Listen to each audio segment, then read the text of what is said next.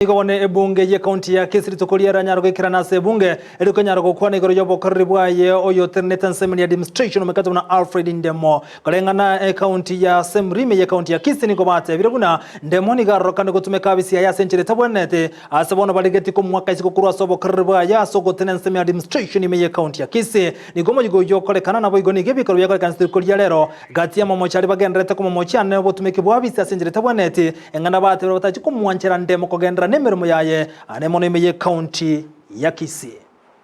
Aware that the county executive committee member Dr. Alfred Ndemo has duly failed to uphold the oath of office and instead has grossly violated the Constitution of Kenya and other laws and has abused his office and engaged in acts of gross misconduct.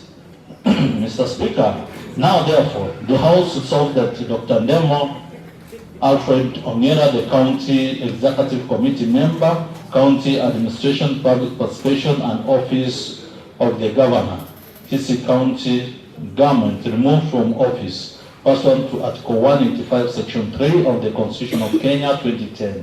Section 40 of the County Governments Act revised 2020-2012, as read with this House Standing Order number 62 on the following grounds. Number 1. Gross misconduct. Mr. Speaker, the County Executive Committee member engaged in acts of misconduct constituting justifiable and lawful grounds for his dismissal by committee or unreasonable and sufficient ground is suspected of having committed a criminal offense against all to the substantial detriment of his employer or employer's property as set out in Section 44G of the Employment Act, revised edition 2022 from 207. Mr. Speaker, Dr. Alfred Ndemo, the County Executive Committee member, while serving as the CCM, Trade, Tourism, Industry and Marketing, authored and uttered on 28 April 2023 a letter purporting to appoint him to the Implementation Committee for the establishment of the Kisii County Industrial Park, while knowing that the Governor, Kisii County Government, never authored or made any such appointment.